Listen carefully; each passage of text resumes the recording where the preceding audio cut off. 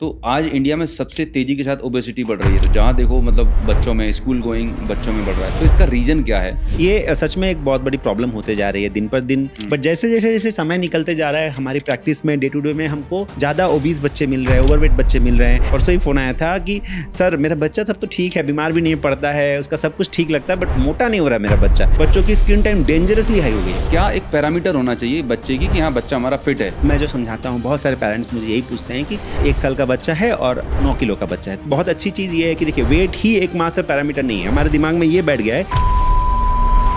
Parent खुद भर भर के डी मार्ट से बिग बाजार के अपने कार्ट में जंक फूड लेके आते हैं, घर में स्टोर करते हैं, खुद खाते हैं और उम्मीद करते हैं बच्चे ठीक हो जाएं। कहीं ना कहीं आपको नहीं लगता कि सर कि यहाँ पर सबसे बड़ा जो रोल है वो पेरेंट का है? बच्चा क्या जानता है, उसको जीभ पे जो चीज़ टेस्टी लगेगी, भूख लगेगा तो वही खाएगा। बहुत कॉमन होता है कि हर 15 दिन बच्चों को सर्दी, खांसी, जुकाम बार बार, वीक इम्यून सिस्टम है।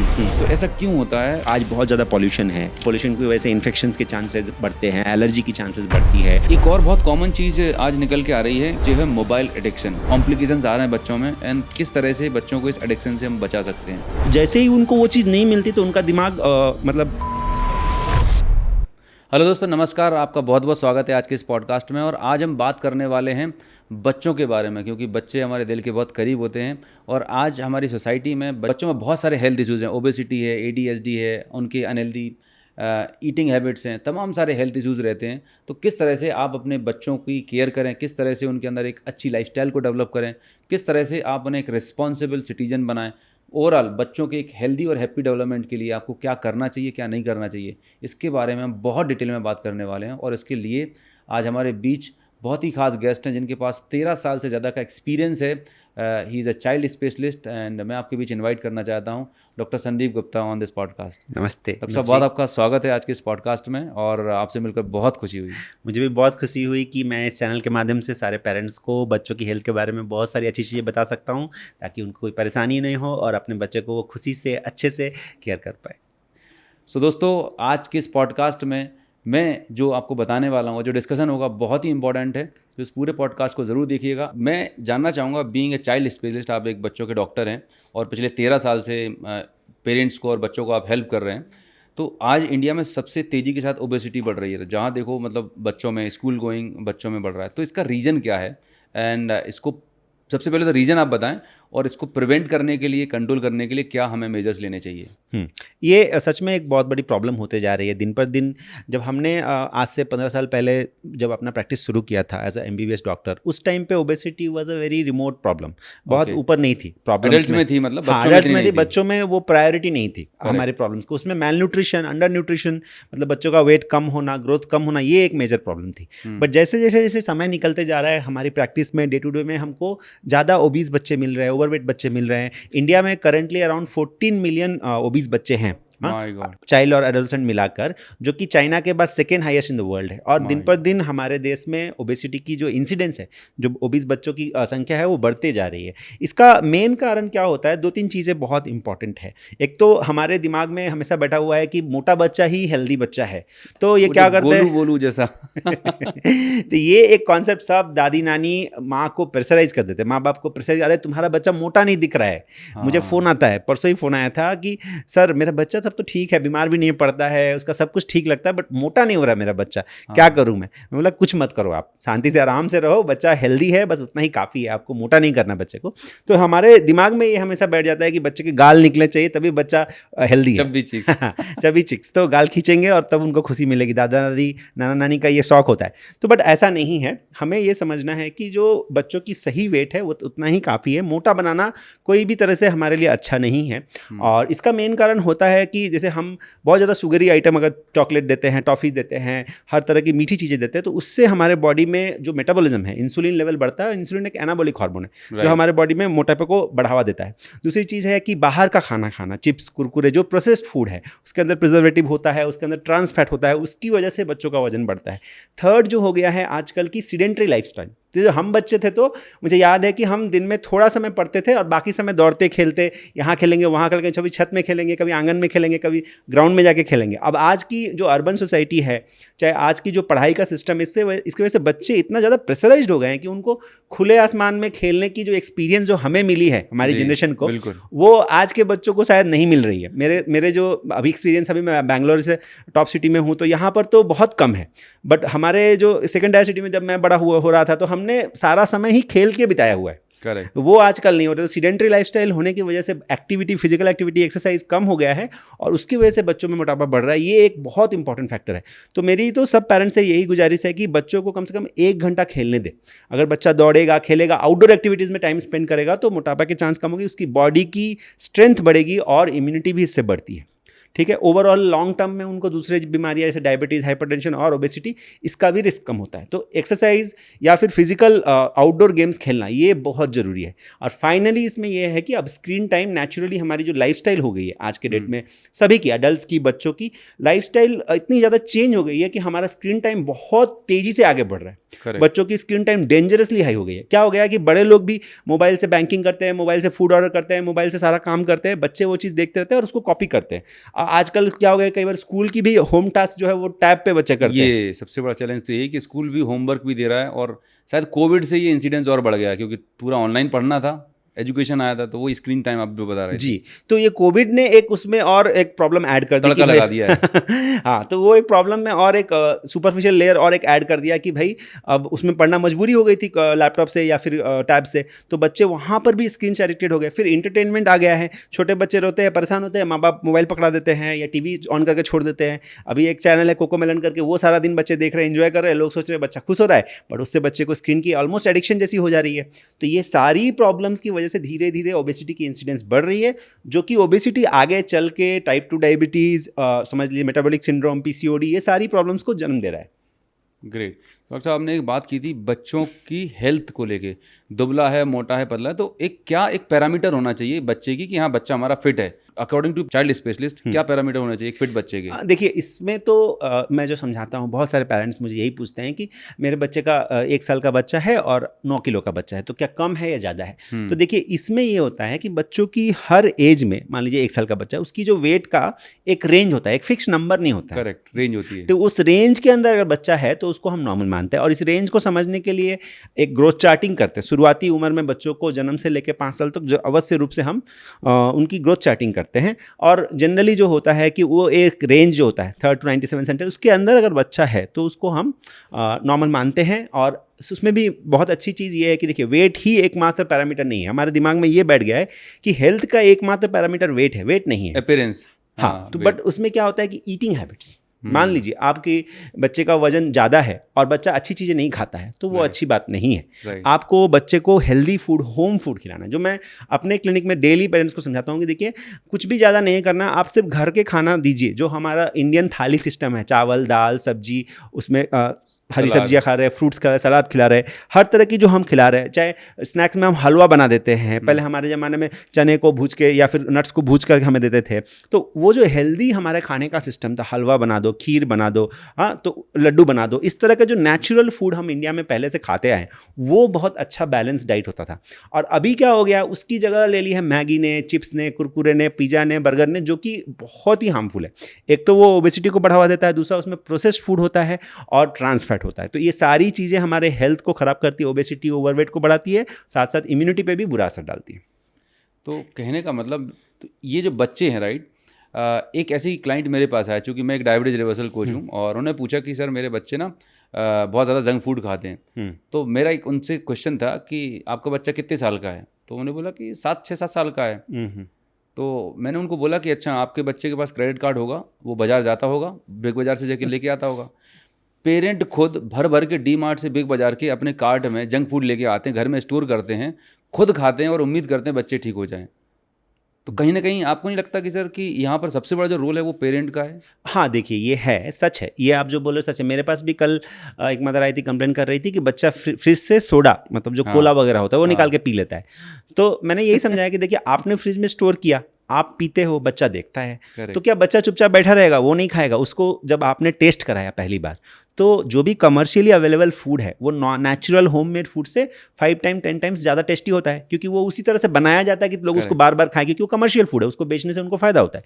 तो उस तरह का खाना अगर आप बच्चों को इंट्रोड्यूस कर रहे हो तो वो गलती आप शुरू कर रहे हो। बच्चे को जब बच्चे का जन्म हुआ तो पता नहीं था कि ये सब भी खाना होता है। आप बाहर जाते हो, आप रेगुलर बेसिस में हर वीक 2 बार 3 बार जाके बाहर खाना खाते हो, और बच्चा भी देखता है, और बच्चे को भी आप टेस्ट नेचुरली, बच्चा तो खाली नहीं बैठा रहेगा ना, आप वैसी चीज़ें खाओगे तो बच्चा भी खाएगा, तो उसको भी आदत पड़ती है। फिर आप चाहते हो कि हम खाते रहे और बच्चा ना खाए, ऐसा तो नहीं होगा ना। जब बच्चा, आपको भी एक रोल मॉडल बनना पड़ेगा हेल्थ के मामले में। करेक्ट। जब आप जैसा फूड कल्चर फॉलो करते हो अपने ऊपर, बच्चा नेचुरली वो फॉलो करेगा, आपके बोलने से या फिर आपके समझाने से वो चीज़ नहीं होगी। आपको एक रोल मॉडल बनना पड़ेगा उसके बारे में।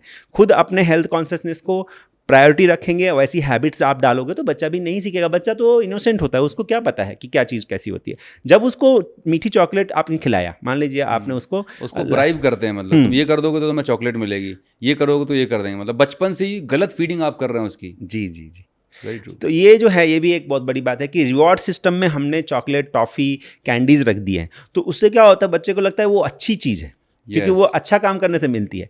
तो वो हमने एक गलत साइकोलॉजिक ट्यूनिंग कर दी उसकी। वैसा नहीं करना है। रिवॉर्ड में आप बच्चे को प्यार करो, खिलाओ, उसके साथ टाइम स्पेंड करो, उसकी बातें सुनो, क्या हुआ है स्कूल में बताओ, वो क्या करना चाहता है, कोई एक्टिविटी में उसके साथ खेलो, एक बॉल लेके उसके साथ खेलो, क्रिकेट खेलो, उसके साथ छोटा छोटा गेम खेलो, तो उसको वो अच्छा लगता है। तो उससे बच्चे की इमोशनल स्टेबिलिटी, उसका सिक्योर फीलिंग और बच्चे की ओवरऑल डेवलपमेंट अच्छी होती है। बट आप सोचोगे कि मैं एक चॉकलेट दे के बच्चे को खुश कर दूंगा, तो फिर वो बार बार हर समय चॉकलेट ही डिमांड करते रहेगा, और उससे उसके हेल्थ पे बुरा असर पड़ता है।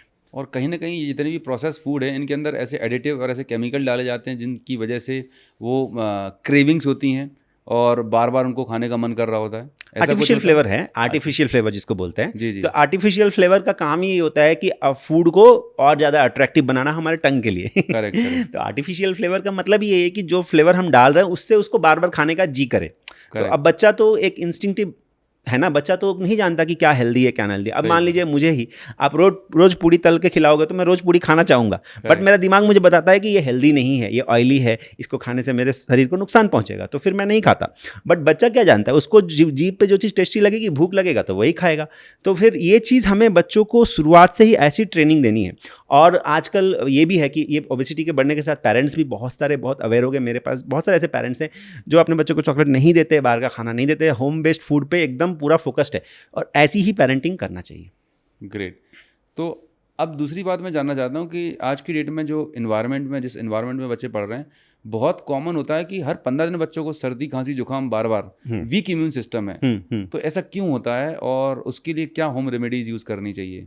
देखिए, ये जो सर्दी, खांसी, बुखार बच्चों को थोड़ा फ्रीक्वेंटली होती है, इसको 2 तरीके से समझा जा सकता है। एक तो हमारा इन्वायरमेंट थोड़ा ज़्यादा पोल्यूशन, शहरों में बहुत ज़्यादा पोल्यूशन है और एलर्जी भी बहुत ज़्यादा आजकल इंसिडेंस बढ़ते जा रही है, और हमारा जो परिवेश है उतना साफ़ सुथरा नहीं होता, तो इन्फेक्शन लगते हैं।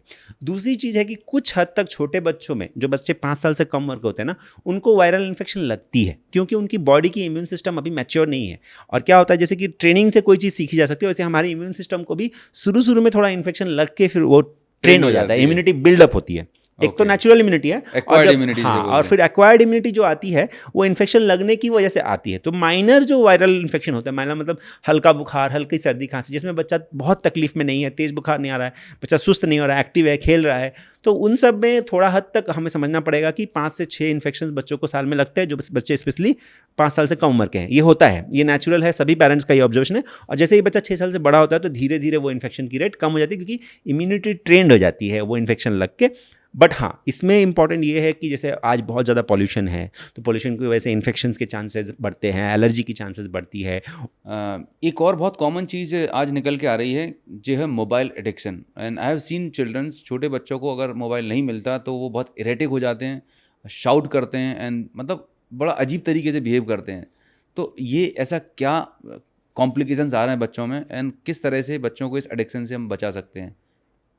देखिए, ये जो चीज़ है, कोविड के पहले भी थोड़ी सी थी, बट कोविड के बाद बहुत ज़्यादा ये बढ़ गया, क्योंकि इसमें हम पेरेंट्स को बताते तो हैं, कभी बार उनको दोष भी देते हैं, बट उस समय सिचुएशन ऐसी हो गई थी कि बाहर जाना संभव नहीं था, और बच्चों को पढ़ाई लिखाई की वजह से भी कई बार मोबाइल टैब या कंप्यूटर देना पड़ता था, स्क्रीन देना पड़ता था।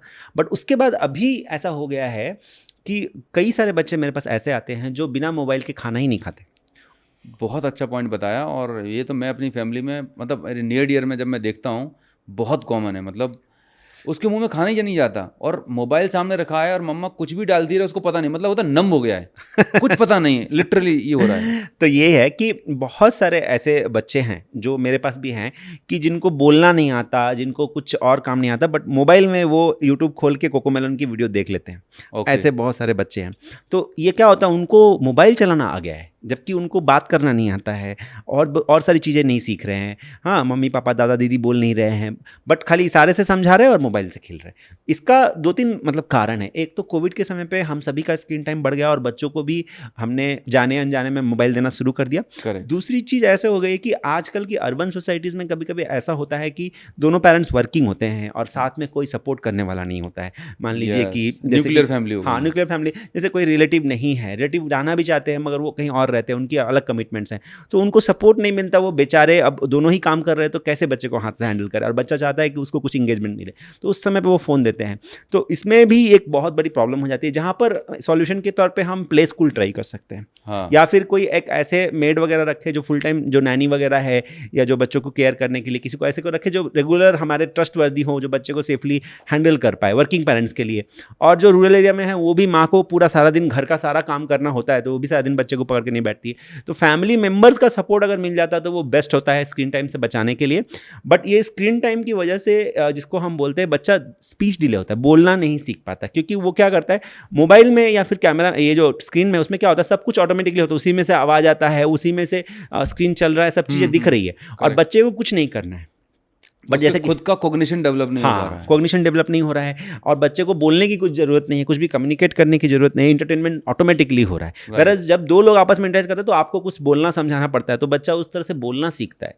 ये बहुत इंपॉर्टेंट। दूसरी चीज़ है, उससे अटेंशन स्पैन छोटा होता है, क्योंकि मोबाइल की दुनिया में 1 मिनट में हम 100 साल आगे या पीछे जा सकते हैं। करेक्ट। दिन से रात और रात से दिन होती है, बट नॉर्मल लाइफ में, नेचुरल लाइफ में दिन से रात होने में 12 घंटा समय लगता है ना। तो हर चीज़ हमारी ज़िंदगी में स्लो होती है। आपको एक जगह से दूसरी जगह पहुंचना है तो एक टाइम लगेगा।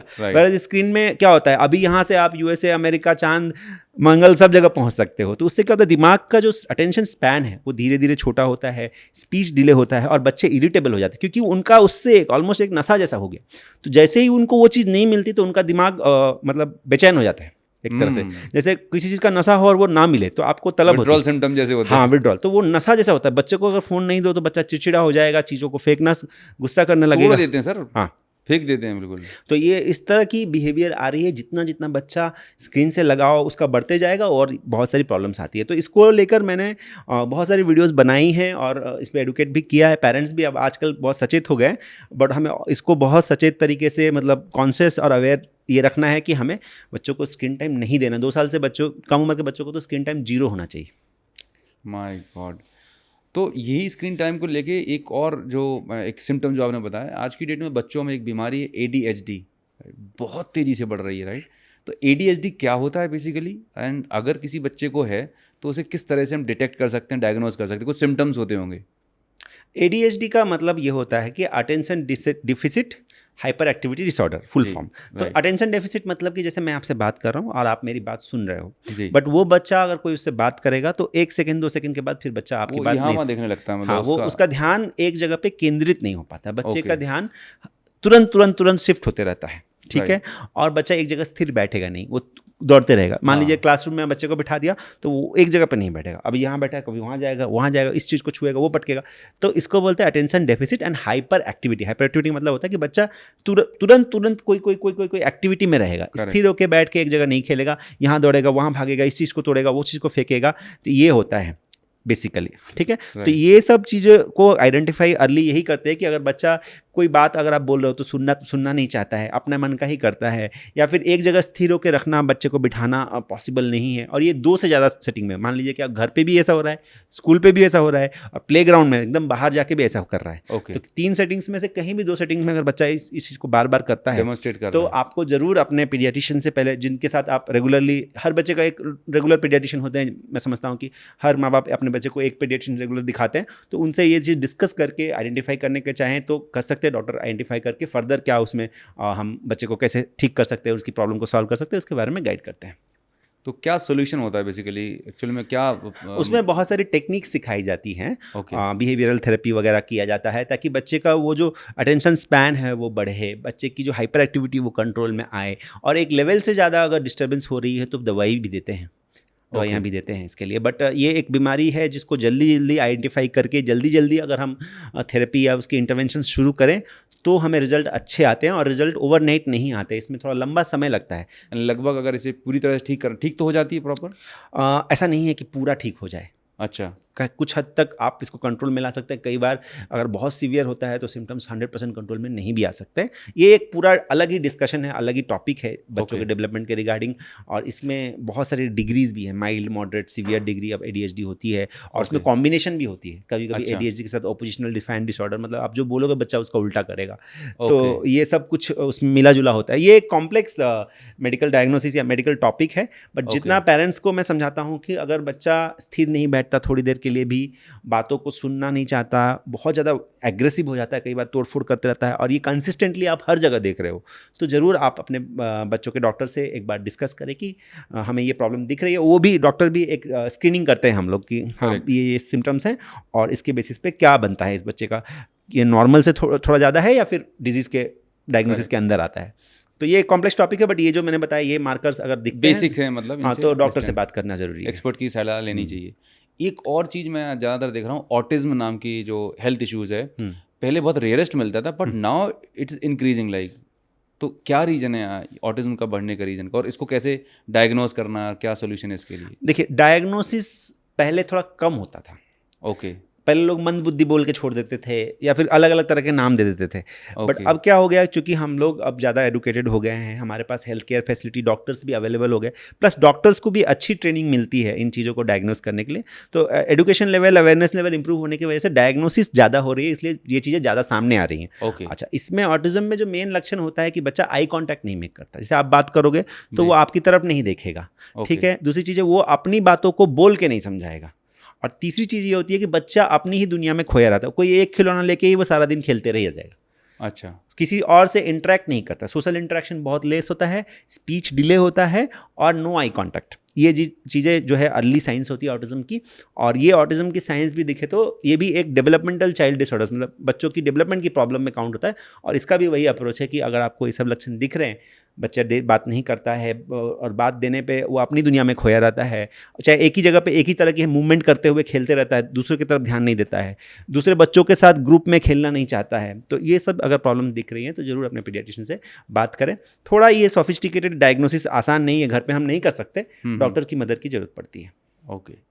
सो डॉक्टर संदीप, आपने ऑटिज्म के बारे में बात कर ली, ADHD के बारे में बात करी, बातें आती कि कई बार मैंने ऑब्जर्व किया है कि जो पहले जब फीमेल प्रेगनेंस कंसीव करती थी, और हमारे टाइम पे उनको भगवत गीता का पाठ करने के लिए बोला जाता था, मतलब वो जो 9 मंथ है एकलव्य का, जो हमने सुना है कि वो टाइम बहुत क्रूशियल होता है, बिकॉज आपकी फिजियोलॉजी, आपकी थॉट प्रोसेस, आप किस स्टेट में है, काफ़ी हद तक वो डिसाइड करती है कि बच्चों के अंदर किस तरह का डेवलपमेंट होने वाला है, राइट। और आज बाय बर्थ बहुत सारे डिफेक्ट आ रहे हैं, एबॉर्शंस ज़्यादा हो रहे हैं, बहुत सारे मतलब फंक्शनल इश्यूज आ रहे हैं, राइट। आपकी क्या राय है इसके बारे में? देखिए, इसमें 2-3 चीज़ें हैं। अगर मैं आपको सच बताऊं तो ये है कि पहले की तुलना में हमारी जो हेल्थ केयर सिस्टम है वो बेटर हुई है, ये सच है।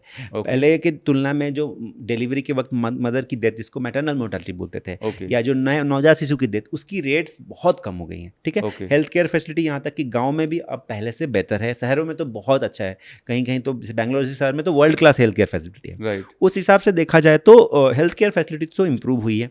अच्छा, डिफेक्ट्स या जो प्रॉब्लम्स की आइडेंटिफिकेशन है, जो मैंने पहले आपको बताया कि चूंकि साइंस की एडवांसमेंट की वजह से आज हेल्थ केयर फैसिलिटीज ज़्यादा हैं, डॉक्टर्स के अंदर अवेयरनेस ज़्यादा है, पेरेंट्स के अवेयरनेस ज़्यादा है, तो हमें पता चलता ज़्यादा है, कंपैरिजन में पता ज़्यादा चलता है। सच तो ये है कि जैसे मैं जो सुनता हूँ कहानियाँ, हमसे 2-3 जनरेशन पहले लोगों के बहुत सारे बच्चे होते थे और कुछ बच्चों की डेथ हो जाती थी, 10-12 होते थे, 2-3 नेट पर जब जाते थे, तो होलसेल में ऐसा काम होता उस समय इन्फेक्शन हो जाता था, डिलीवरी हम होम डिलीवरी कराते तो उतनी सफाई का ध्यान नहीं रख पाते थे, इन्फेक्शन हो जाती थी, तो इन प्रॉब्लम्स की हेल्थ केयर की फैसिलिटीज़ अच्छी नहीं थी। हाँ, बड़े शहरों को छोड़ के छोटे शहरों में अच्छी हेल्थ केयर फैसिलिटी नहीं थी, तो इन वजह से बहुत प्रॉब्लम होती थी और लोग उसको नॉर्मल मानते थे। बट आज जैसे कि हर पेरेंट अपने बच्चों की संख्या सबकी कम हो गई और हर हर बच्चे को बहुत वैल्यूएबल माना जाता है, हर बच्चे को बचाने की भरपूर पुरजोर कोशिश की जाती है। यहाँ तक कि 1 किलो से कम उम्र के कम वजन के जो बच्चे जन्म होते हैं उनको भी हम भारत में बचा पा रहे हैं। तो हेल्थ केयर फैसिलिटीज़ बढ़ी हैं, डायग्नोसिस करने की, प्रॉब्लम्स को आइडेंटिफाई करने की हमारी क्षमता बढ़ गई है, तो उसकी वजह से चीज़ें ज़्यादा प्रकाश में आ रही हैं, पता चल रहा है लोगों को। तो अवेयरनेस रेज हो गया है। डिजीज़ की इंसिडेंस मैं ये नहीं समझता कि ज़्यादा हुई है, रादर हमारे हेल्थ केयर प्रिवेंटिव फैसिलिटीज़ अगर हम अच्छे से फॉलो करें तो डिजीज़ कम होते जा रही हैं। एंटीनेटल स्कैनिंग हम कर पा रहे हैं, आयरन फॉलेट ये सब टैबलेट्स जो होती हैं वो मदर्स को एंटीनेटल पीरियड में देते हैं, तो उससे भी कई सारी बीमारियों से बच्चों को बचाया सकता है। ग्रेट। मतलब कहीं कहीं जो हम चीज़ें एडवांसमेंट हो रहा है उससे बहुत हद तक लोगों की हेल्थ में सामने आ रही हैं, पता चल रहा है कि ये प्रॉब्लम है। राइट। थोड़ा सा मैं बात करना चाहूँगा, चूँकि आप एक चाइल्ड स्पेशलिस्ट हैं और आज की डेट में जो यंग गर्ल्स हैं, टीनेज गर्ल्स हैं, उनमें हार्मोनल डिसऑर्डर्स जो है ना वो तमाम तरह के सामने आ रहे हैं, जैसे PCOD, PCOS है, या जल्दी पीरियड्स आ जाना, ये सब चीज़ें। तो ये क्यों हो रहा है ऐसे, और इसके पीछे क्या रीज़न हो सकता है? देखिए, PCOD, PCOS बहुत ही ज़्यादा इंट्रिकेटली रिलेटेड है ओबेसिटी या ओवरवेट सिचुएशन से, क्योंकि हमारे बॉडी में जब बहुत ज़्यादा फैट, विसरल फैट स्टोर होता है तो वो कुछ ऐसे केमिकल्स रिलीज करता है जिससे हमारे को इंसुलिन रेजिस्टेंस डेवलप होता है, और इंसुलिन रेजिस्टेंस का एक पार्ट गर्ल्स में PCOD या PCOS फॉर्म में आता है। तो वो एक चीज़ है ना। तो ये PCOS का मेन कारण तो ओबेसिटी है, बट इसके साथ भी बहुत सारे फैक्टर्स रिलेटेड है, जैसे प्रिजर्वेटिव वाला फूड खाना, अलग अलग तरह के जो इन्वायरमेंट है उसमें जो सोशल फैक्टर्स है उसकी वजह से। तो ये फूड क्वालिटी का भी एक बहुत बड़ा फ़र्क पड़ता है हमारे PCOS और PCOD में। सेम जो प्यूबर्टी अर्ली आना, उसमें भी यही रीज़न है कुछ हद तक, ऑल्दो इसमें जेनेटिक फैक्टर्स भी बहुत सारे आते हैं दोनों में ही, बट यही है कि फूड क्वालिटी जो है वो एक बहुत बड़ा फैक्टर हो जाती है। प्रिजर्वेटिव्स का यूज़ करना, एडिटिव्स का यूज़ करना हमारे फूड में, उसकी वजह से ये प्रॉब्लम्स आजकल थोड़ा ज़्यादा हो रही हैं। तो आपका कहने का मतलब ये है कि चूँकि मैं भी डायबिटीज़ में जब देख रहा होता हूँ तो ये majority of the disorder are lifestyle related, right, जिसमें आपका डाइट आता है, आपकी स्लीप क्वालिटी है, फिजिकल एक्टिविटी लेवल है, गट हेल्थ है, स्लीप है। ये 5 एलिमेंट्स हैं। अगर चाहे वो बच्चे हों चाहे वो बड़े हों, अगर इन पे हम ध्यान रखें तो इनको काफ़ी हद तक प्रिवेंट कर सकते हैं, कंट्रोल कर सकते हैं, और अगर हो भी गया तो रिवर्स भी किया जा सकता है। हेल्थ केयर में एक डिक्टम है ना, prevention is better than cure. Correct. ये एक गोल्ड स्टैंडर्ड है, मतलब इसको हम जितना समझे उतना हमारे जनरेशन और हम नेक्स्ट जनरेशन के लिए भी हेल्थ में अच्छा कर सकते हैं, क्योंकि प्रॉब्लम एक बार हो जाए तो उसको सॉल्व करना बहुत मुश्किल है। तो ये एक ही गोल्डन लाइन है कि prevention is better than cure. हम अवेयरनेस के माध्यम से, अपनी हैबिट्स के माध्यम से बीमार होने से बच जाए तो बहुत अच्छा रहता है। कई बार मुझे देख के बड़ा इरिटेशन भी आता है, गुस्सा भी आती है कि आज हमारे देश में आप रिपोर्ट निकालते हो कि इंडिया में इतने लोगों की डेथ हो रही है डायबिटीज़ से, बच्चों में ओबेसिटी बढ़ रही है, और डेटा आप निकाल देते हो, पब्लिश कर देते हो, पर ये इतने बीमार हो क्यों रहे हैं? क्योंकि आप खुलेआम ये प्रोडक्ट बेचवा रहे हो, आप मार्केटिंग कर रहे हो। कहते हैं ना कि अगर कोई भी प्रॉब्लम को अगर आपको ओवरकम करना है तो रूट कॉज पे आप काम करना चाहिए। तो सबसे पहली जो डिजास्टर इंडिया में बढ़ रहा है कि जिस स्पीड से फास्ट फूड इंडस्ट्री बढ़ रही है, उस स्पीड से मैं देख रहा हूँ ये डिसऑर्डर्स बढ़ रहे हैं, प्रॉब्लम्स बढ़ रही हैं। तो आज स्कूल कॉलेज की जब मैं कैंटीन में जाता हूँ तो वहाँ पे बिल्कुल फ्रेंच फ्राइज मिल रहे हैं, पूरा जंक मिलेगा। मैंने आज तक किसी स्कूल में ताज़े फल नहीं देखे कि कैंटीन में ताज़े फल मिल जाएं, कि एप्पल बनाना, इवन एयरपोर्ट तो शायद भूल ही जाइए। मतलब जंक मतलब इतना फ्रीली अवेलेबल है, और फिर आप बोल रहे हो कि हमें स्वस्थ रहना चाहिए, हेल्दी रहना चाहिए। तो मैंने कहावत पढ़ी थी कि your environment is more powerful than your will power. आप संकल्प लेके जाओ, नहीं मुझे हेल्दी रहना, हेल्दी रहना। एब्सोल्युटली। आप मोबाइल पे वही घटिया ऐड देख रहे हो, आपके चारों तरफ वही विज्ञापन दिखाए जा रहे हैं, तो अनफॉर्चुनेटली आपको कंज्यूम करना ही पड़ेगा। तो आपको क्या लगता है किस तरह का एक पॉलिसीज होनी चाहिए as per government, being a child specialist? जो आप सोच रहे हो वो मैं भी इसको मानता हूँ कि आप अगर टीवी खोलोगे, कोई भी चीज़ देखोगे तो उसमें कोला का ऐड आता है, और कोला में बड़े बड़े एक्टर, बड़े बड़े क्रिकेटर्स और जो बड़े बड़े सेलिब्रिटीज़ है वो कोला पी रहे हैं, सामने से दिखा रहे हैं, ये कोला से हमें एनर्जी मिलती है, ये मिलता है, वो मिलता है, और एक्चुअल रियल लाइफ में उसको वो टच भी नहीं करते, तभी उनकी बॉडी उतनी फिट है कि वो एक सेलिब्रिटी या एक स्पोर्ट्स पर्सन है। तो ये एक ऑनेस्टी या ट्रांसपेरेंसी सबके तरफ से आनी चाहिए कि जब आप किसी चीज़ को प्रमोट कर रहे हो तो उसकी क्या साइंटिफिक वैल्यू है वो भी बताओ। सिर्फ उसको एक फैशन या फैडिज्म के हिसाब से मत करो कि वो एक फैशन बन गया, हम कोला पी रहे हैं तो हम कूल हो गए। आप रोल मॉडल हैं, आपको देख के कितने लोग इंस्पायर हो रहे हैं, मतलब लोग आपके जैसे बनना चाहते हैं, मतलब जो बिहेवियर आप शो कर रहे हैं लोगों को लगता है कि मैं भी ऐसा फील करूंगा करने की वजह से, और कितने यूथ लोगों की ज़िंदगी बर्बाद हो रही है इससे। तो देखिए जैसे कूल बनने के लिए लोग सोडा पीते हैं कि सोडा पियेंगे तो हम कूल बन जाएंगे, बट वो है क्या, कार्बोनेटेड ड्रिंक है, उसके अंदर सिर्फ कैफीन और पानी है, पानी और चीनी है बहुत ज़्यादा मात्रा में, और उससे थोड़ा अच्छा फील होता है बस। तो इस तरह से उस कार्बोनेटेड ड्रिंक को मतलब मार्केट करते हैं। कुरकुरे, चिप्स, ये जो चीज़ें हैं ना, इसका नशा बच्चों में इतना ज़्यादा है, मैं बताता हूँ कि जो बच्चा कुरकुरे और चिप्स खाना शुरू करता है वो घर का खाना छूता भी नहीं है, और उसके बिना वो खाना नहीं खाता है। तो इस तरह से ये जो चीज़ें हैं ना, इसको हमें एक तो पेरेंट्स को एडुकेट करना बहुत ज़रूरी है, मास लेवल पे सबको समझाना कि भाई ये चीज़ें अच्छी नहीं है बच्चों की हेल्थ के लिए, और ये क्लियर कॉन्शियंस हमारे अंदर, सबके अंदर हो जाना चाहिए। दूसरी चीज़ है कि धीरे धीरे धीरे इनका जो एक एज लिमिट सेट कर लेना चाहिए कि भाई बच्चों को नहीं दो, बच्चे बेचारे इनोसेंट है, उनको क्या पता है हेल्दी या अनहेल्दी है। राइट। अब बड़े लोग अगर अपने जानबूझ के अपना नुकसान करते हैं उसके लिए हम जिम्मेवार नहीं है। बच्चे इनोसेंट है, वो नादान है, उनको नहीं पता कि ये अनहेल्दी है, आपने उसको खिला दिया, वो खा ले रहा है, उसको अच्छा लग रहा है टेस्ट में, बाकी उसकी हेल्थ को क्या डैमेज है बच्चे को क्या समझ में आ रहा है। तो एक एज लिमिट डाल देनी चाहिए कि भाई ये चीज़ें इस एज लिमिट के बच्चों के लिए है, एज लिमिट के लोगों के लिए है, और बच्चों को नहीं देना है। तो उससे क्लियर डिस्टिंक्शन हो जाए। और भी गवर्नमेंट को देखना चाहिए कि मतलब जो हार्मफुल चीज़ें हैं, जैसे बहुत ज़्यादा शुगर हो गया, प्रिजर्वेटिव्स हो गया, एडिटिव्स और आर्टिफिशियल फ्लेवर, ये सब रिस्ट्रिक्ट करें, नहीं तो फिर ये हेल्थ हमारे राइट डायरेक्शन में नहीं जा रहा है ये ट्रेंड। और सबसे जो मुझे लगता है कि एक साइकोलॉजिकल बायस डेवलप हो जाता है बच्चों के दिमाग में या फिर हमारे दिमाग में। वो एड्स में हमारे सेलिब्रिटी जो रोल मॉडल ऐसा उसमें प्रोट्रे करते हैं कि ये चीज़ कूल है। कोला ABCD XYZ जो भी बहुत सारे ब्रांड है, मैं ब्रांड्स का नाम कभी भी नहीं लेता, बट ये कोला है, तो ये कोला इसको पीने से हम कूल बन जाते हैं। तो कूल बन जाते हैं क्या, वो खुद अपनी ज़िंदगी में कभी नहीं खाते। वो जो एक्टर्स और सेलिब्रिटीज़ हैं वो अपने फिटनेस को मेंटेन करने के लिए उन चीज़ों को छूते भी नहीं, बट एड्स में उसको इस तरह से प्रोट्रे करते हैं कि यही हमारी ज़िंदगी का सबसे बड़ा फंडा है। तो ऐसे ये एक फॉल्स परसेप्शन की वजह से हमारी हेल्थ ओवरऑल ट्रेंड खराब हो रही है। करेक्ट। मैं तो ये बोलता हूँ कि एक ऐड आता है, बोलते हैं कि दाने दाने में केसर का दम। तो जो 3 महान आत्माएं हैं, right, with due respect, literally बता रहा हूँ, मैं फ़ोन पे बोल रहा हूँ कि मतलब लाइव बोल रहा हूँ कि क्या वो अपने खाने में बच्चों को शाम को होते ही देते हैं कि बेटा खा ले, इसके अंदर केसर की ताकत है, तेरी ताकत बढ़ जाएगी। मतलब कुल मिला के अपना दिमाग और बुद्धि लगाइए, राइट, कॉमन सेंस यूज़ करिएगा कि जो लोग जो विज्ञापन में दिखा रहे हैं उनको पैसे मिलेंगे तो वो जहर भी बेच सकते हैं, but it is your body, ये आपकी ज़िंदगी, आपके प्यारे प्यारे बच्चे हैं, you should be very much careful. And मेरी तो गुजारिश है गवर्नमेंट से, रेगुलेटरी बॉडी से, कि एक स्ट्रिक्ट कानून बनना चाहिए कि ये चीज़ें आएंगी नहीं मार्केट में तो लोग कंज्यूम नहीं करेंगे, और एक हेल्दी हैप्पी जो दुनिया में चाहिए, एक कंट्री चाहिए। कितना करोड़ों अरबों रुपए हेल्थ केयर इंडस्ट्री में आपका वेस्ट हो रहा है, वो देश की ग्रोथ की इकोनॉमी में जाएगा, दूसरी चीज़ों में जा सकता है रादर देन फालतू की चीज़ों में जी। तो ये तो एक बहुत बड़े इनिशिएटिव की ज़रूरत है एज अ कंट्री, और जो भी पॉलिसी मेकर्स हैं, जो भी इस लेवल की बातें सोचते हैं, करते हैं। आई थिंक उसका एक बहुत अच्छा एग्जाम्पल क्रिस्टियानो रोनाल्डो ने एक एड में किया था, एक शायद प्रेस कॉन्फ्रेंस में उन्होंने वो सोडा की बोतल हटा के पानी रखा था सामने। क्या बात है। उस पर बहुत बड़ा मतलब एक ये हुआ था कि क्रिस्टियानो रोनाल्डो ने बोला कि मैं ये चीज़ें नहीं पीता हूँ और इसको सपोर्ट नहीं करता हूँ, पानी पीना चाहिए। कितनी अच्छी बात है, वेरी नाइस। एक्चुअली बहुत लोग पूछते हैं कि सबसे अच्छा हेल्थ ड्रिंक क्या है, तो सबसे अच्छा हेल्थ ड्रिंक पानी है। शुद्ध पानी पियो, उससे हमारी बॉडी, क्योंकि 60% हमारी बॉडी करीब करीब पानी से बनी हुई है, तो हमारी बॉडी को बहुत ज़्यादा पानी चाहिए होता है। तो हेल्दी पानी है एक्चुअली। सही बात। और ज़्यादा से ज़्यादा तो नारियल पानी पियो ना, श्रीफल बोला गया है, राइट। किसी भी फल के आगे श्री नहीं लगा हुआ है। नारियल नारियल ले सकते हैं। हमारे देश में कितनी अच्छी चीज़ें हैं कंज्यूम करने के लिए। हम तो शिकंजी वगैरह भी बनाते हैं, तो वो अच्छी चीज़ें है, और धीरे धीरे हम लोगों को अब समझदारी के साथ उसकी तरफ आगे बढ़ना चाहिए। अब डॉक्टर साहब, मैं ये पूछना चाहूँगा कि बहुत पेरेंट्स को मैंने देखा है, क्योंकि मैं एक सिंपल मिडिल क्लास फैमिली को बिलोंग करता हूँ, देखा है मैंने कि माएँ पीछे पड़ जाती हैं बच्चे के, और उसको डरा के, धमका के, लिटा के फोर्सफुल ईटिंग कराते हैं, और रो रहा है, चिल्ला रहा है, और उसके बाद वोमिट भी कर देता है। तो क्या फोर्सफुली ईट कराना, क्योंकि दिन भर उनका यही कहना होता है, मेरा बच्चा तो खाते नहीं है, मेरा बच्चा तो दुबला है। अच्छा, तो क्या एक सही तरीका है? क्योंकि मुझे लगता है कि ह्यूमन बॉडी है, भूख लगेगी तो मांग लेगा वो, राइट। ये चीज़ देखिए, ये मेरे प्रैक्टिस में या फिर सभी पीडियाट्रिशियन से, जिससे भी आप बच्चों के डॉक्टर से बात करोगे, बोलेंगे कि हाँ, अधिकतर माँओं की यही समस्या है सबसे, और माँओं से भी आप मिलोगे तो बोलेंगे मेरा बच्चा खाता नहीं है। हाँ। अब इसको थोड़ा सा साइंटिफिकली समझने की ज़रूरत है। पहली चीज़ कि बच्चा खाना नहीं खाता, उसके कारण क्या है। 2-3 चीज़ें होती हैं।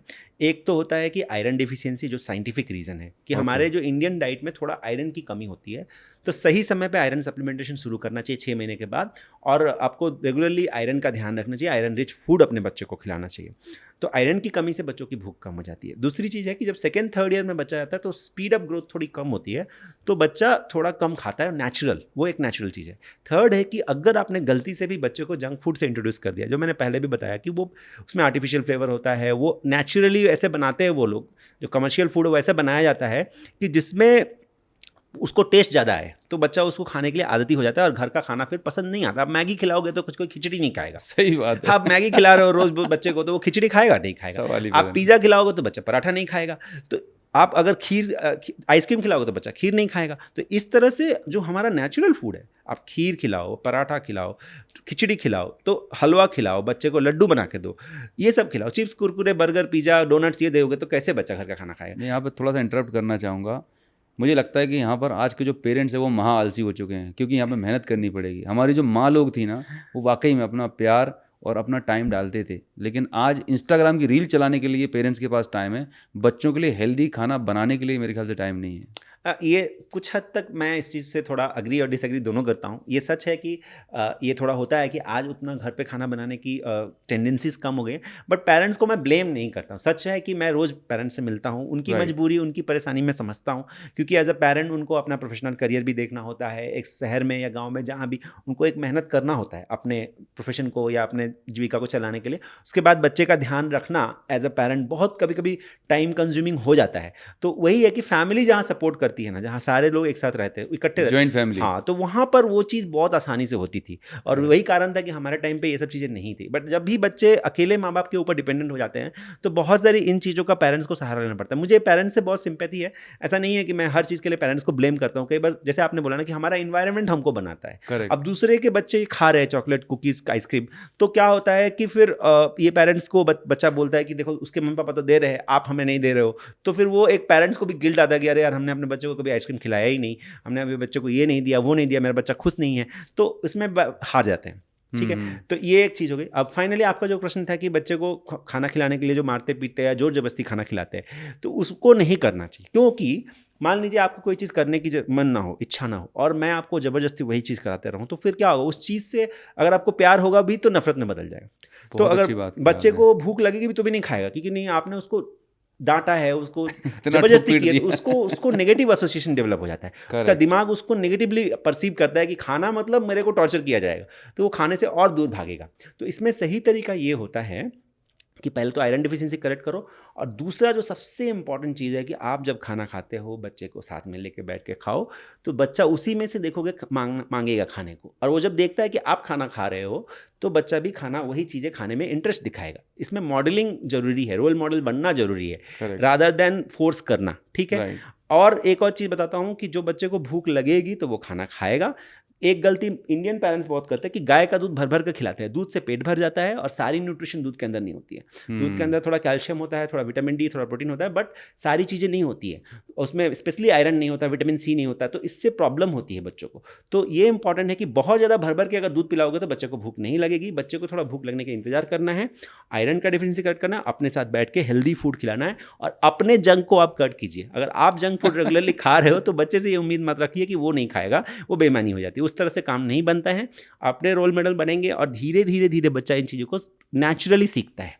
हाँ, ये बहुत इंपॉर्टेंट इस पे एक बहुत अच्छा कोट है कि people don't follow what you say, people follow what you do. है। तो मतलब you need to do, like आपको करके दिखाना है। और बच्चे बहुत शातिर ऑब्जर्वर होते हैं, राइट। वो कैसे आप उठ रहे हैं, बैठ रहे हैं, क्या चीज़ करते हैं, एक एक चीज़ें कॉपी कर रहे होते हैं। और मैंने अपनी पर्सनल लाइफ में भी देखा, क्योंकि मैं खुद हेल्थ से हूँ, राइट। तो हमारे बच्चे सलाद बड़े आराम से खा लेते हैं, मैं खाता हूँ तो वो मतलब एक प्लेट रखी हुई ख़त्म कर जाए, लेकिन दूसरे बच्चे सवाल के हाथ लगा लें उससे, उनको मैगी चाहिए। तो it matters a lot being a parent कि आपके बिहेवियर्स को, आपकी लाइफस्टाइल को बच्चे बहुत अच्छे से मॉडल कर रहे होते हैं। तो हमें अपनी लाइफ को चेंज करने की ज़रूरत है। हाँ, मतलब आप अगर सेल्फ रिस्ट्रेंट नहीं प्रैक्टिस कर रहे हो तो बच्चा फिर वो नेचुरली नहीं सीख पाएगा। और बच्चे से फोर्स कर, मैं पेरेंट्स को हमेशा एक चीज़ बताता हूँ कि आप दुनिया से जीत सकते हो, बट अपने बच्चे से नहीं जीत सकते हो। आपका बच्चा आपको पूरी तरह से कंट्रोल कर लेता है, क्योंकि वो रोने लगेगा, परेशान हो जाएगा, तो फिर आप हार जाओगे। तो इसलिए बच्चे को कंट्रोल करने का तरीका फोर्स नहीं है, मॉडलिंग है। आप रोल मॉडल बनो, फिर बच्चा आपको देख के सीखेगा। ग्रेट। एक कोई टर्म यूज होता है फजी ईटिंग करके, कि मतलब घर का नहीं खाना, मतलब बाहर का। तो मतलब बच्चे को बोला कि अभी 12 बजे लंच है, नहीं खाना। लेकिन जैसे ही जोमेटो ऐप खोला, हाँ ये ऑर्डर कर दो, मतलब अभी 1 मिनट पहले भाई साहब बोल रहे थे कि मेरा खाने का मन नहीं है, और लेकिन अभी मतलब चेहरे पे मुस्कान आ गई। तो व्हाट इज दिस, ये क्या ये है? फसी ईटिंग बिहेवियर थोड़ा और भी अर्ली से आ जाती है, मतलब 1-2 ओके। साल के बच्चे धीरे धीरे वो घर का खाना नहीं खाना चाहते। उसमें यही कारण है जो मैंने पहले बताया कि आयरन डिफिशियंसी हो जाती है और जंक फूड खाने की आदत पड़ जाती है, या सही तरीके की ईटिंग हैबिट्स हमने नहीं डाली है, तो फसी ईटिंग बिहेवियर दिखता है। और उस वो जो फसी ईटिंग बिहेवियर में अगर बच्चा जंक फूड खाना शुरू करता है तो बाद में जाके फिर वो ओबेसिटी बनता है। ग्रेट। तो अगर हमने इतनी लाइफस्टाइल की बात की, बच्चों की बात की, तो मैं जानना चाहता हूँ कि जब क्योंकि सारी आदतें फाउंडेशन बचपन से ही बनती है, जी। तो जब बच्चा पैदा होता है 6 महीने से, सब 1 साल से हम जब उसे खाना पिलाना शुरू करते हैं, तो किस तरह का एक लाइफस्टाइल बच्चे को देना चाहिए, राइट, जिससे वो एक हेल्दी तरीके से ग्रो कर सके? तो देखिए, शुरुआत में तो 6 महीने तक माँ का दूध ही देना चाहिए, और ठीक 6 है। महीने के बाद जब बच्चा 180 दिन का हो जाता है तो हम उनको थोड़ा-सा सॉलिड फूड इंट्रोड्यूस करते हैं, सेमी सॉलिड फूड बोलते हैं, करेक्ट। प्यूरी फॉर्म में। हम्म। तो हम जैसे राइस हो गया, चावल हो गया, दाल हो गया, रागी हो गया, दलिया हो गया, इन सब चीज़ों को बना के खिलाते हैं। सब्जी को फिर मिलाते हैं, राइस दाल का बना दिया। तो धीरे-धीरे, धीरे-धीरे हम उनको घर का खाना बना के खिलाएँ। जो सिंपल, मेरे को डाइट के बारे में ना पेरेंट्स को मैं यही समझाता हूँ कि आप बहुत ज़्यादा कॉम्प्लेक्सिटी में न जाएँ। जो हुआ बना लिया नेचुरल डाइट आपका को। जो फूड है, जो जी। आप लोग घर पे खाते हो, उस तरह का ही खाना धीरे धीरे धीरे धीरे बच्चों को इंट्रोड्यूस कराएं। और इंडियन सिस्टम में एक चीज़ अच्छी है कि हम थाली लेके बैठते हैं, तो दाल के साथ हम चावल खाते हैं, और उसमें एक वेजिटेबल होती है, सब्जी होती है, करी होती है, फिर आप सलाद भी लेते हो।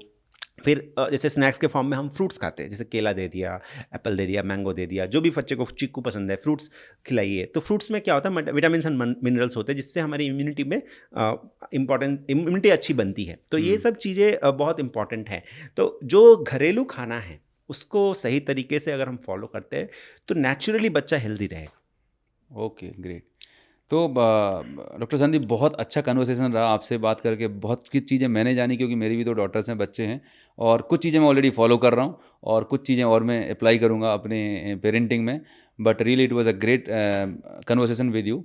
लास्ट में जाते जाते मैं आपसे जानना चाहता हूँ कि बीइंग अ पेरेंट, और जो भी ऑडियंस इस पॉडकास्ट को देख रहे हैं, सुन रहे हैं, कि एक हेल्दी और हैप्पी बच्चे को कैसे रेज़ किया जाए, किस तरह से हम अपनी आने वाली जनरेशन को उनके अंदर एक अच्छी हेल्थ दें और वो खुश रहें, एक अच्छे इंसान बने, तो क्या क्या होना चाहिए बीइंग ए चाइल्ड स्पेशलिस्ट? उसमें सबसे पहले चीज़ ये है कि हमारे दिमाग में जो बैठ गया है कि हमें बच्चे को मोटा बनाना है, वो हमें निकालना है।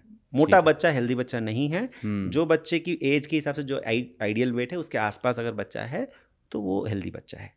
बहुत ज़्यादा शुगरी आइटम्स नहीं देनी है, मीठी चीज़ें जो जिसमें रिफाइंड शुगर है वो कम देना है बच्चों को। नेचुरल फूड जो घर का बना हुआ खाना है, फ्रूट्स है, वेजिटेबल्स है, वो खिलाने की आदत डालिए। और उसमें इंपॉर्टेंट है कि पहले आप करो और फिर बच्चे को वो उम्मीद करवाइए। रखो कि वो करे। ठीक है। करेक्ट। तीसरी चीज़ है कि जो डिजिटल टाइम है, स्क्रीन टाइम है, वो हमें बच्चों को बहुत सावधानी से अवॉइड करना है, क्योंकि उसकी वजह से जो प्रॉब्लम होगी वो बहुत मुश्किल है हमें छुड़वाना।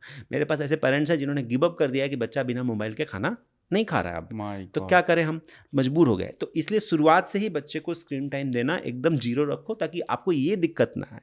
ओवरऑल एक और इम्पॉर्टेंट चीज़ मैं बोलूँगा कि मैं जानता हूँ कि सोसाइटी की जो अभी इवोल्यूशन हो गई उसकी वजह से आउटडोर एक्टिविटीज़ थोड़ा कम हो गई है, बट मेरे पेशेंट्स आते हैं, जो पेरेंट्स आते हैं मेरे पास, मैं उनको बोलता हूँ कि छोटा बच्चा है तो आप उसके साथ खेलो, और एक लेवल से बड़ा बच्चा है तो किसी एक स्पोर्ट्स एक्टिविटी में डालो। इसलिए नहीं कि वो स्पोर्ट्स पर्सन बन जाए, इसलिए कि उसके अंदर एक regular physical exercise activity, outdoor activity करने का उसको आदत पड़े। दूसरी चीज़ मैंने जो अपने पर्सनल लाइफ में सीखा था कि जब आप स्पोर्ट्स में जाते हो ना तो आपको डिसिप्लिन मिलता है। Very true. मेरे लाइफ में डिसिप्लिन मैंने स्पोर्ट्स में सीखा था। स्पोर्ट्स से मुझे ये फ़ायदा हुआ कि डिसिप्लिन सीखा, क्योंकि वहाँ पर जब आप स्पोर्ट्स में जाते हो तो 50 बच्चे जब एक साथ खेल रहे हो तो जो टीचर है, जो गाइड है वहाँ पर, वो आपको अलग तरह से ट्रीट नहीं करते। घर पे तो हम अपने बच्चों को राजकुमार मानते हैं, सही जो है। वो मानता है वही करते हैं, बट वहाँ पर कोई आपको अलग से ट्रीट नहीं करता। सबका एक नंबर है, एक सिस्टम से चलना पड़ता है। तो वहाँ पर बच्चों को डिसिप्लिन और जो एक दूसरे के साथ team bonding, team grouping building, और एक दूसरे लीडरशिप, बहुत सारी लीडरशिप, चीज़ें। ये सब चीज़ें आती है जो कि लाइफ में आगे चल के लाइफ स्किल्स में कन्वर्ट होती है। और सिर्फ आप घर पे बैठ के बच्चे को प्यार करते रहोगे तो उतना बच्चा मेंटली डेवलप नहीं होगा जितना अगर उसको हम स्पोर्ट्स में डालते हैं। स्पोर्ट्स का मेरे लाइफ में ये इंपॉर्टेंस रहा कि स्पोर्ट्स में जाके मैंने डिसिप्लिन सीखा, क्योंकि घर पे हम लोग जब रहते हैं तो बहुत ज़्यादा पैम्पर होता है। राइट। सब लोग पैम्पर करते हैं, बहुत ज़्यादा प्यार करते हैं, तो हमें ये नहीं लगता है कि हम कुछ चाहें और वो ना हो, ऐसा पॉसिबल नहीं है। वेराज आप जब स्पोर्ट्स में जाते हो तो you are treated on your merit, और सबको जो स्पोर्ट्स टीचर थे वो इक्वली ट्रीट करते थे, और एक नियम कायदा फॉलो करना होता है स्पोर्ट्स में। और कहीं शायद मैं ये भी पा रहा हूँ कि चूँकि पहले बच्चे 3-4 होते थे तो उतना ज़्यादा अटेंशन नहीं मिलता था, लेकिन अब एक ही है, शेर का बच्चा एक ही अच्छा। अब तो लेकिन अब उसमें भी दिक्कत आने लगी है, ठीक है, क्योंकि because of number of reason. पर पॉइंट ये मैं जो समझ पाया कि वो जो टफ इन्वायरमेंट मिलता है वो हम जब बच्चे को नहीं देते, ओवर पैम्पर करते हैं, और जब वो स्ट्रेसफुल सिचुएशन में आता है, बच्चों में सुसाइड के केसेस बढ़ रहे हैं क्योंकि वो स्ट्रेस हैंडल नहीं कर पा रहे हैं।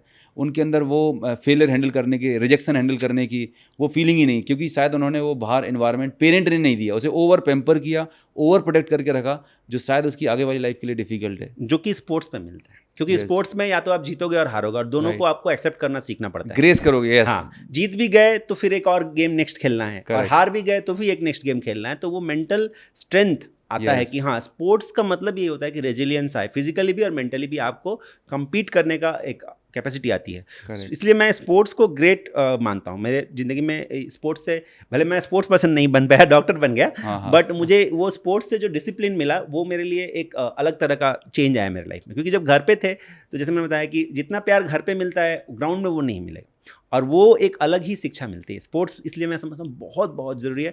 हर बच्चे को कोई एक स्पोर्ट्स में डालना चाहिए जो उसका पसंद का हो, और कुछ दिनों तक करना देना चाहिए। इसका मतलब ये नहीं कि वो स्पोर्ट्स पर्सन बनेगा, हर एक को उसको एज अ प्रोफेशन नहीं करना चाहिए, बट हमारे हेल्थ के लिए, both physical and mental health के लिए स्पोर्ट्स बहुत ज़रूरी है। खेलना कूदना बच्चों को नेचुरली आता है, अच्छा लगता है, और पेरेंट्स को भी इंकरेज करना चाहिए। क्या बात है, खेलोगे कूदोगे बढ़ोगे नवाब। तो खेलिएगा, मस्त रहिएगा, और पेरेंट्स भी खेलें, क्योंकि आज की डेट में एडल्ट्स भी कम आउटडोर एक्टिविटी करते हैं, तो कुछ ऐसा गेम प्लान कर सकते हैं कि जो बच्चों के साथ जाएं। और हैप्पीनेस के लिए स्पोर्ट्स बहुत ज़रूरी है, मुझे Great. तो ये चीज़ बहुत लगता है। Great. So thank you so very much doctor Sandeep, आज आपने टाइम निकाला और आपने बिल्कुल दिल खोल के इतने सरल और सिंप्लीफाई तरीके से बताया कि किस तरह से हम अपने जो छोटे बच्चे हैं और टीनेजर्स हैं एंड इवन एडल्ट एज में हैं, किस तरह की लाइफस्टाइल फॉलो करके वो एक हेल्दी हैप्पी लाइफ को लीड कर सकते हैं। So I really thank you so very much for your valuable time. Anuj ji, मेरा प्लेजर है कि मैं आया और आपके साथ, आपके चैनल पे सभी पेरेंट्स के साथ जो बच्चों की हेल्थ के रिगार्डिंग जो इंपॉर्टेंट चीज़ें समझनी चाहिए उसके बारे में बात कर पाया। मैं आशा करता हूँ कि सारे पेरेंट्स को ये सारे मैसेज समझ में आया होगा कि कैसे हम अपने बच्चों को आसानी से सही तरीके से खुश रख पाए और उनको हेल्दी रख पाए। Thank you so very much.